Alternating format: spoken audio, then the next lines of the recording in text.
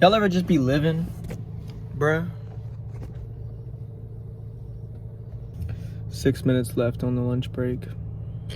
I like Hobby Lobby. I do. I like Hobby Lobby, for real. It's probably my favorite job so far. People are great here. Customers are chill. The work is chill. The hours are chill. Everything just works. Everything just works. Get to be inside. Don't want to work outside anymore. Don't want to work outside anymore.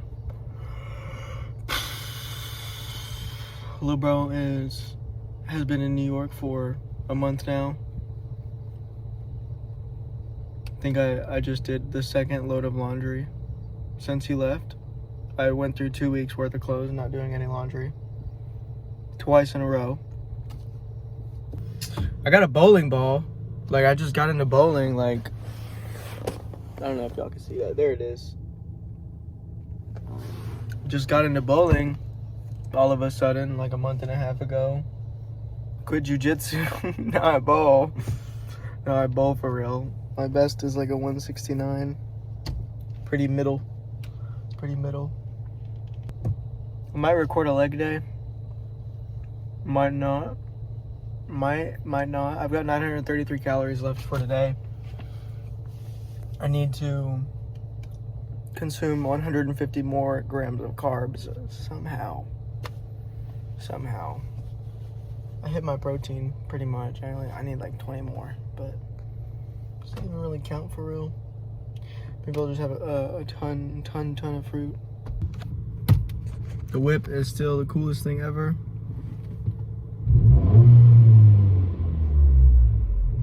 That's what I'm talking about. Nice. 1.5 liters of glory. I'll probably pick it up later, too.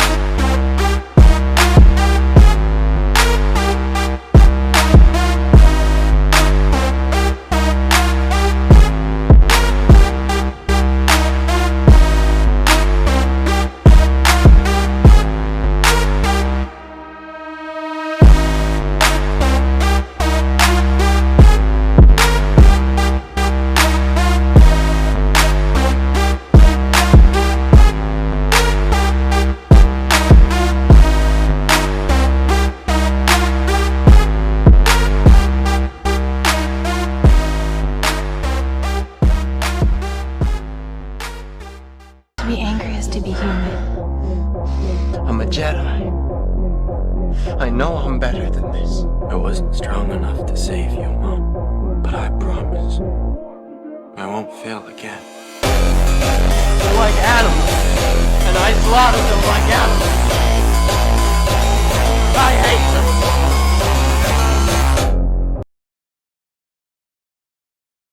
Today, Get that straight.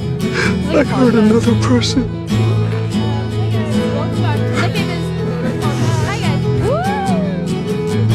But that'll be the last time.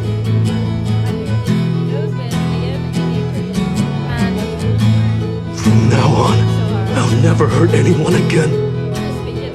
And as of today, I'm through with all violence.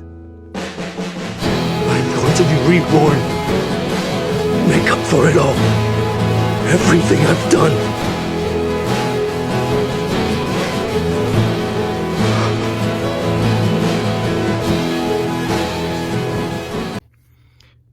like 2 o'clock in the freaking morning right now. But I just like, I could not help but pick up my camera and record all of these kind of thoughts that I've got, because all of these thoughts are things that I would think about being saying in a video. And most of what I was thinking of is like,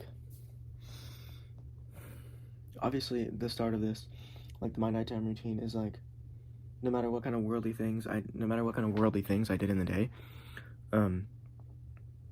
I'll come back, I'll watch some like spiritual father on YouTube or whatever, even if I just like make the sign of the cross and go to bed. You know, Lord Jesus Christ, Son of God, have mercy on me, a sinner. Go to bed. I always try to come back to that. And I get kind of like into these like trains of thoughts of like, what would I say in this conversation about this topic, about this thing, where it kind of just spirals. And it gets me thinking like the great equalizer, you know, like everybody, like money supposedly is the great equalizer. Okay, but maybe that's only true in a more corporate, money-based society, like, you know, the modern day world, especially like America. And then I really think about sports a lot. Everybody can practice and get better at whatever they want to get better at. But when you think about like the best, not everybody can be the best no matter what, because there is always a genetic component. Even if it's like, obviously you've got things like football and basketball, where you've got your high school freaks who, you know, the freaks of your high school go to play college ball. The freaks of the freaks in college get to go get all the playing time. They get to be the stars. They might get drafted. The freaks of everybody in the NFL, only the freaks of the freaks of the freaks become the stars of the NFL. And then the best of the stars become some of the greatest players ever. And that's true for like anything. Like you can be like practicing basketball your entire life, growing up and everything, and then if you're not like 6'1", 6'2", 6'3" at least by the time you're like 15, you're probably not going to be able to make it in the NBA. Even if you really got it like that, you might be able to make it like at, you know, 6'4", you know, 6'3", 6'4" at your final height. But like you can't teach like size and athletic ability and like different leverages with your tendons. You can't teach bone density. You can't teach muscle insertions. Not everybody can be the best of the best of the best no matter what. And then it's the same thing with like a mental component with chess. Like you can always get better at something like chess, but then there's freaks out there like Magnus Carlsen and everything like that, who are just like completely tuned in a different way. And then you might get to that level like Hikaru, where if you spend all day, every night, all the time, you're obsessed with chess completely, and you're giving up everything in your life for chess, and you're sacrificing everything for chess. If that other guy who has that natural mental propensity to be good at chess is doing the same thing as you, you're not beating him. You're not beating him. I wish I wasn't up right now. I had an energy drink when I woke up today and went to work, and then I had like 3/4 scoop of my 200 caffeine per scoop pre-workout at like 5 o'clock, and had a really nice lift with the bro on his birthday and my girlfriend and his younger brothers. It was a really nice lift. And then, you know, we a few of us went to go watch the UFC 238 main card tonight, which was really, really fun. That was a great night. But I laid in the bed and I was just trying to hit the hay, and I just like couldn't fall asleep, and I don't know why. Like I was so close to just knocking out, but my mind is just running and running. I guess it's probably still that caffeine in me blocking these adenosine receptors or something. But regardless, the equalizer is like, does anybody have a natural propensity to have a more spiritual soul? Does anybody have like an ability to be more tuned in with the spiritual world? Does that make sense? Because everybody has different interests and stuff like that. And some kids, as you know, some young kids may be super interested in prayer, or super interested in like theological studies or anything like that. That may be like your niche or your thing. But is their soul, like the I am inside of them, does it respond better to prayer? You get what I mean? Like some bodybuilders respond way better to steroids than others. Does anybody's soul respond way better to prayer and you know, spiritual sweat better than other people's? Is that the great equalizer? And then there's things like nature versus nurture that tie into that. Like, does your personality come from the culture around you, or does it come from something that you're born with? Or is it a combination? And then if it is the nature or the nurture thing, like the culture around you, that's not going to be definitive of who you are, because we all know that you can go against your culture, and we celebrate a lot of people who do go against their culture. People like civil rights activists, of course, they all go against their culture. Jesus, probably #1 example ever. Gandhi. You've got all of these examples of people who we venerate and like lift up, who went against the nurture that they were born with.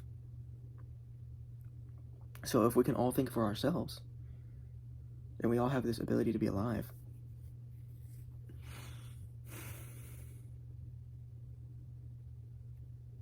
is there a #1 person?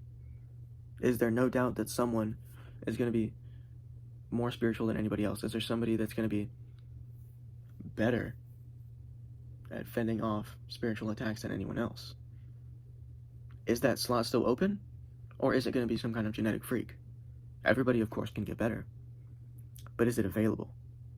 Can you or I be the #1 spiritual giant? That's kind of a buzzword. I don't really like to use that. And I feel like it's, if you can't find a better word that's not a buzzword, you know,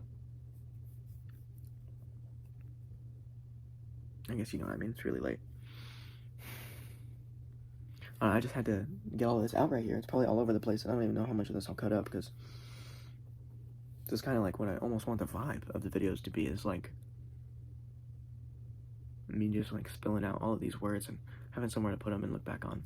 It is cool to have them up though.